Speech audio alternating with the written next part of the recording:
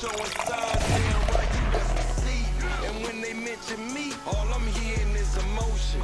Haters of the year, y'all should give them seen them motor sixes go from the Jordan to Scottie Pippen. I ain't gonna let them play with my name, see Scottie tripping. I done went and got a plug out in France, that's what I'm sipping. And you ain't about to play with my name, y'all nigga tripping. Jeezy came out here. Jeezy back. Saying it with his chest. Jeezy out here saying it with his chest. What up, ladies and gentlemen? Welcome, ladies and gentlemen, to the pregame, episode 127 of the Splashcast. Monday Night Raw, y'all know what it is. Pregame. I'm your co-host, Reggie. I'm happy to be here. And it's your boy, Norwood. Let's get into it. Let's get into it. I done took me a shower and rinsed off the stank of the Falcons. I'm watching the Hawks play. I hope you use hydrochloric acid for that. Boy, I stayed in there for 72 minutes. Water bill gonna be high as hell, but it was needed. It was needed. Sometimes you need that, man, to purge yourself. Yeah. So what it is, y'all know what it is when it comes to the pregame, episode 127. We always talk about violence, a little comedy, and some uplifting stories. We don't really have a lot of comedy, I don't think. Oh, I think that the last topic is surely comedy to me. We'll get to it. So, but before we start, man, we always want to tell you to do what, Norwood? Oh, like, follow, subscribe, tell somebody else about the podcast. Tell them about the playlist. It's gonna be a 36-pack this week. Go ahead and check that out. I'm gonna go ahead and give you. I will tell y'all the Jeezy album. You can pick through it. I can't say that I loved it. I heard the same thing. A lot of people might make this little music review in this part too. A lot of people said that the Jeezy album as a whole was a little bit of mid, but he's got like the ones you like are slappers, but the ones you don't like are awful. I ain't gonna say it's awful, and I think this is kind of where we are with music is people try to make music to accommodate multiple different types of people now. So with that being said, they make a lot of different music, so they just kind of put everything out, and you pick what you want. Also, Chris Brown coming out 11/11. Looked like Jacko got him a track on there, so I'm excited about that, and that's gonna be a good one for sure. So, is it gonna have a 100,000 songs on there? No. It's 22 songs, I think. Listen, I like Breezy. I like his music, most of it. But I ain't got the attention span to listen to a 60-something song triple disc album. I can't listen to no artist for that. Music. I can't do that. Money-wise, I understand it, but I was like, look, I have to catch a EP. Yeah. Or you're gonna have to like break it down, listen, and you're just gonna end up picking what you like and then throwing everything else away, just like everything else. Not doing I wish people made one concise, like that's where I would give Astroworld and Travis Scott. Like that's one of the best, most concise pieces of music. I think it like elite level from beginning to end, sequencing music. That's one of my favorites of all time. Yeah. So without further ado, let's get into the Splashcast pregame. Let's talk about Aaron Matson. Let's talk about how I don't even want to say front office because it's college, but how an athletic director got it right and saw the greatness early and went ahead and made the hire. This should be a case study for how to actively employ the right people in your organization. Aaron Matson is a 23-year-old head coach of the UNC field hockey team, and she's the youngest coach in Division I athletics. So what's the thing is, she played all 5 years at UNC. You know, you get the COVID year, so she's played all 5 years. She won 5 straight ACC championships at UNC. Smoking boots. Then she graduated, and the athletic director said, "Nah, we can't let you go." So they offered her the job, and she accepted it and became the youngest coach in D1 athletics. I want to say probably in the history of D1 athletics. And then she won a 6 straight. So she also won the ACC championship as a coach as well. 23-year-old coach. You got to be a special person to do this. At 23 years old, to run any program at any level, at a middle school level, is tough. For you to come in and start at the collegiate level and win a championship, you're a special person, because playing and coaching are two different things, completely different. You have to have like playing, you just play. Hey, I play within the system. I do what I'm supposed to, or I'm just an elite level athlete and I'll win. Coaching, you're hands off. You just strategy and motivation. And to be this young and have that skill set to be able to motivate players and to be able to run the strategy and to run a program, man, there was no way I wasn't putting this in the podcast. Congratulations to this woman. She is kicking ass. You know, anytime we have specifically women, minorities who we can uplift, we want to. Congratulations, man. It looks like you are at the very beginning of a very long, successful career. Congratulations. The funny thing is, I didn't know which person you were talking about when you said you had to be a special person. Because yes, you do have to be a special person to lead an organization. Oh, the athletic director. You got to identify at 23. At 23, you have to be good. But this is probably the best use of a COVID year I've seen out of any sport. She basically became a grad assistant on the field her last year. And then you roll right into the head coaching position. And as the athletic director, listen, we could say all we want about UNC and football and ACC football. At the end of the day, UNC now has the talk of the town at field hockey, as well as they have a successful, they're better than Clemson. They have a successful football team, right? Basketball going basketball. They always gonna be there in basketball. That's so they're always gonna be there. Now I ain't gonna lie. They are not a HBCU, so I don't really follow nothing else besides football, a little bit of basketball. Women's soccer is good too, if I remember correctly. Yeah, you're right. We have seen women's soccer, but this is impressive. Shout out to Aaron Matson. Salute to you. Just keep it going. Keep it going. Applause. Oh, I can hear it now.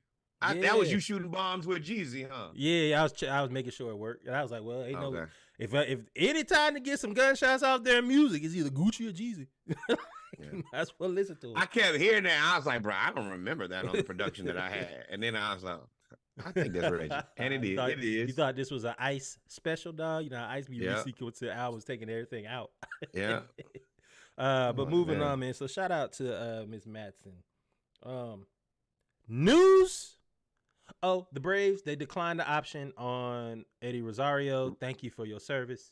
It seems like we're going to go after a permanent left fielder or Vaughn Grissom. Or Shohei Ohtani is now electing free agency. Boy, stop. Boy, no. First of all, I can tell you about 3 teams who will not let that happen. Who? For sure not let that happen. Who? If you pay him the money, you boy, you know the Mets ain't gonna let that happen. The Yankees ain't gonna let that happen. The Padres probably would not have let that happen, but they money funny, so the Padres are about to go bankrupt. They Yeah, had to take out a loan to meet payroll. And we're gonna talk about this just for a second, hot second, quick. $50 million is both a lot of money and not a lot of money at the same time. For a baseball organization, it's not. Yeah, that's not a lot of money. For the way that baseball operates, $50 million is like supposed to be like 50,000. Yeah, like that's a contract for a year. I mean, not to be funny, we watching the Hawks game too. Trae Young gets paid $40 million a year. That's like the Hawks taking out a loan to pay Trae. Excuse me. What are we doing here? Took out a loan to be mid. How y'all take out a loan to be mid, San Diego? Boy, San Diego and the Mets.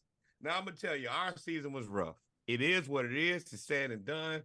Shout out to the Rangers for making sure that the season don't count. But for sure, yeah, shout out to them. I really wanted the Diamondbacks to win. So I don't know anybody who's a Diamondbacks fan. None. You got to be I know a lot of Rangers fans. I don't know. You have to be like 17 and under to be a Diamondbacks fan. You have to like the colors. If you're Which not I from do. Arizona, you gotta like the colors, and that's why you picked him. And have never played Where you from? baseball You before. from Tempe or from Santa Fe? And Germany. even if you, and I was about to say, even if you grew up in Arizona, you're probably not a Diamondbacks fan. It ain't really been like, yeah. I But don't either know. way, Watch it. there are like 4 teams that are not going to let us get Shohei. We're not going to spend the money on Shohei now. Do I think that it would be a great investment? Absolutely, but I'm realistic. And if we pay Shohei, I'm gonna tell you, Ozzy and Ronnie will be on our necks. Then we would just have to spend so much money that we would have to end the baseball. We would be taking There would be loans. no way because I tell you what, Ronnie's MVP right now, and I don't know how you, but I mean I do know how you pay Shohei because his agent is going to say this. His agent is going to say, "Well, you got to pay him for 2 positions." No. 1.5 at minimum. I'll take 1.5. 2 positions is a little egregious considering nobody's ever done it. But 1.5 is more than reasonable, right? That's what your expectation is. You expect me to be a starting pitcher, and you expect me to be arguably one of your best hitters. So yeah. Oh my God, boy, Boy, pay attention. slow Pay break attention, or pay fast attention, break, pay attention, boy. pay attention, pay attention. You don't fall in the fell clutch. Them Hawks will make you want to punch or scream, boy. Let me tell you that. That's why you got to turn it off. Don't watch But the Hawks yeah, game during the but broadcast. nah, I think that it's more than fair to pay him whatever the highest paid salary. Just multiply 1.5. That's what I want. The highest paid salary. I want 1.5. If you're Are Mike we doing Trout, what do you bonuses do? or commissions? If you're Mike Trout, do you try to leave? They should have been traded Mike Trout. This is like They don't have the thing say about so in this. that. Mike Trout has the say so. Mike Trout's like, I want to go, then they have to trade him. But he hadn't Yes, said nothing. but you could. So this is the thing. It's kind of like breaking up with somebody who you really want to break up with. Even if they ain't ready, you just got to talk them into it sometimes. Like, this is over. We can be here, we can be miserable together, or I can help you out. I can do you a solid. And honestly, they should have traded Shohei and Mike Trout 2 years ago and at least left yourself with an opportunity to recoup some stuff. Now you just let Shohei walk for nothing. And I mean, Mike Trout ain't a spring chicken anymore, unfortunately. Now, Great baseball player. Los Angeles Angels or Anaheim Angels? It depends. They've been both. I know that, but what are they now? I think they're Los Angeles right now. I think Anaheim has been gone for a while, but Well, I mean, he's I don't wearing an know. Anaheim Angels hat. no, that's just an Angels hat. Oh. Yeah.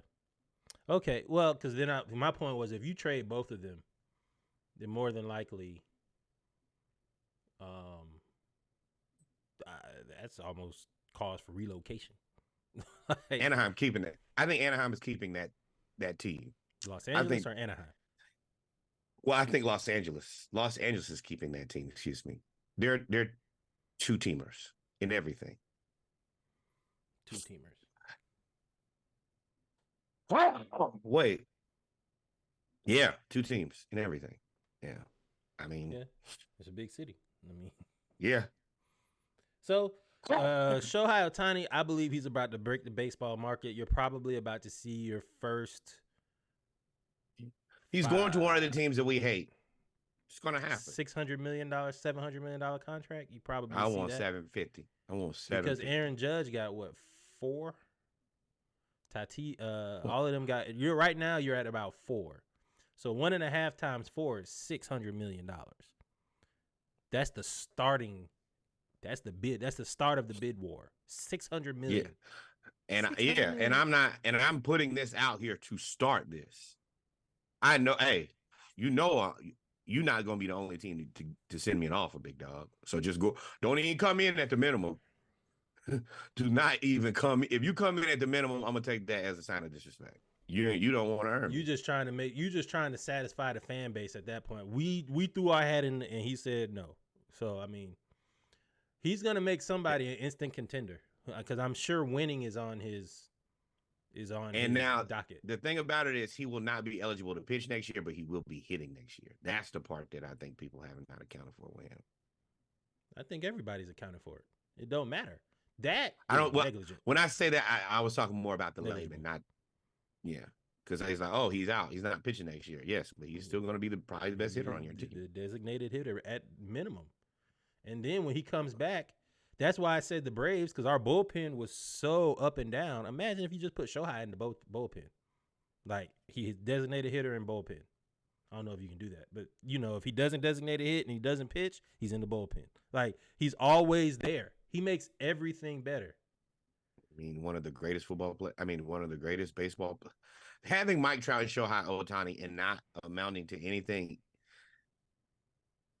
is very on par. It's like selfish. It's selfish. That's what it really is, more than anything. It's just selfish and frustrating. When the Chargers had the number one offense, number one defense, and didn't make the playoffs. Or you could just talk about the Detroit Lions and Barry Sanders and Calvin Johnson, just wasting people's career. Yeah, but they didn't have him at the same time. Yeah, but I mean, you arguably talking about the best running back and top 5 greatest receiver of all time, not 5. But yeah, not us, not our problem. This ain't got nothing to do with us.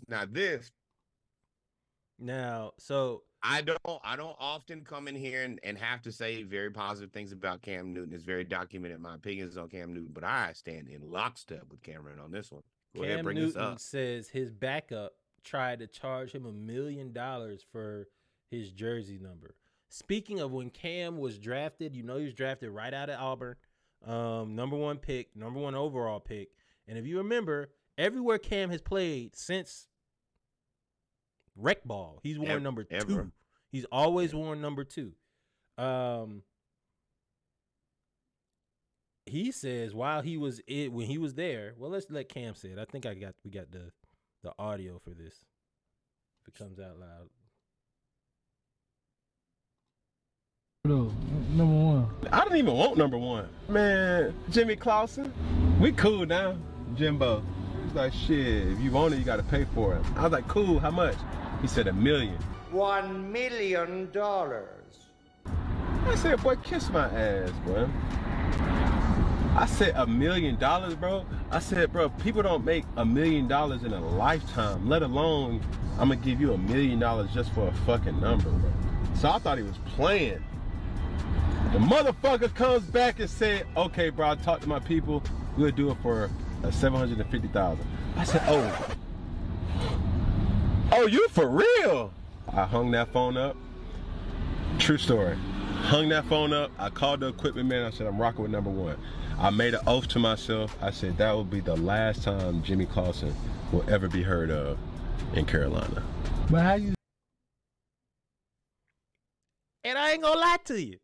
He told the absolute truth. We never heard from Jimmy Clausen again. I never heard of him while he was there, but I'm actually kind of conflicted on this. Of course you are. And he let me get my opinion out yet. Good. For a career, 4 years, 6 seasons, Jimmy Clausen basically earned $5 million.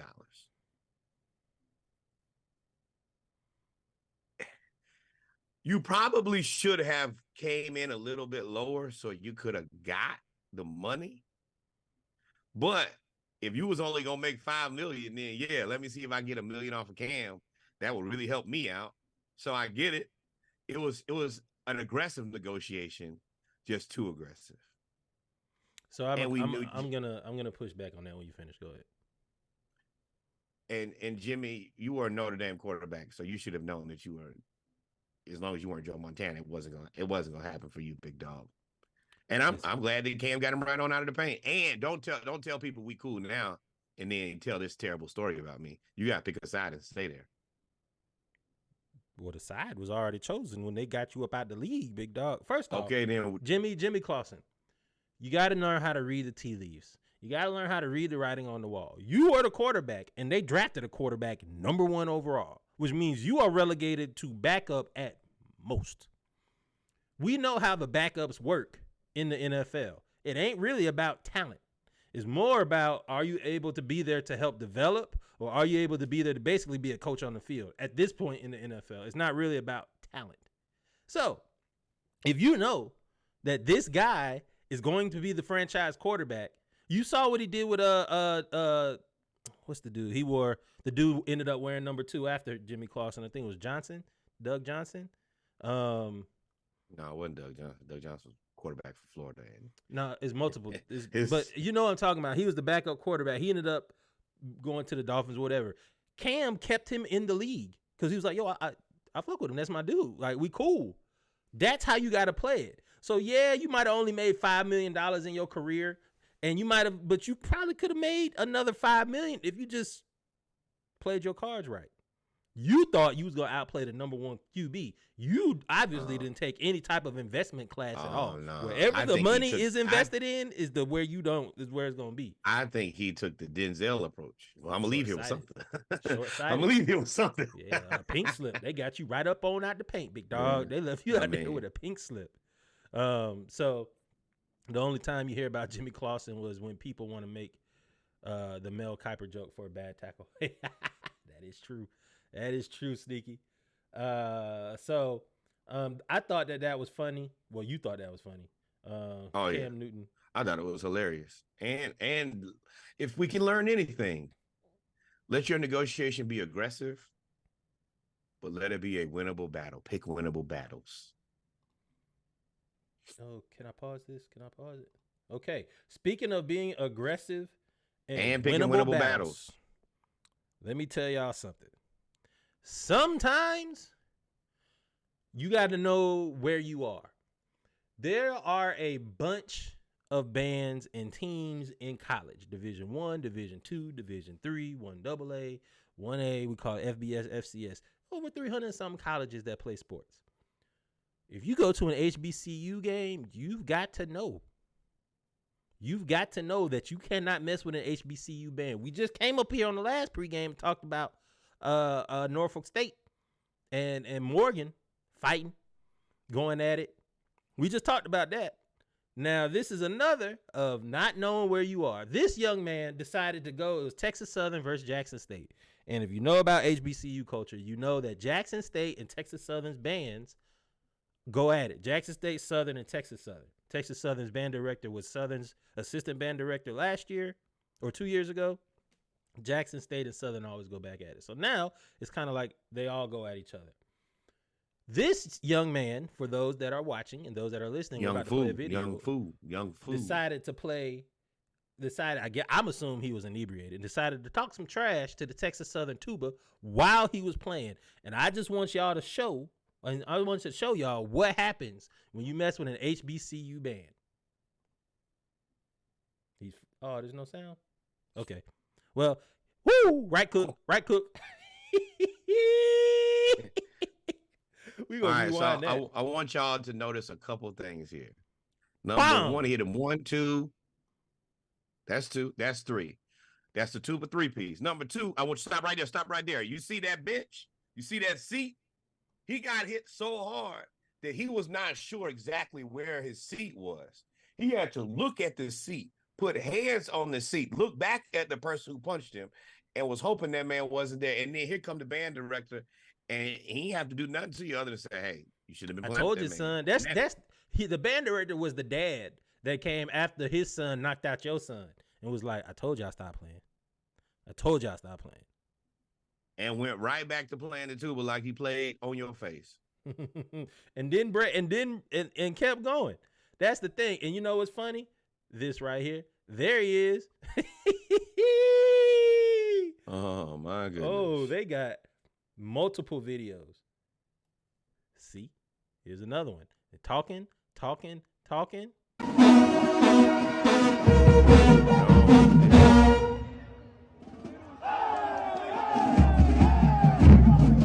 First of all, like you see the man like playing his interest. He's trying not. He's trying not to mess with you, and he's talking trash.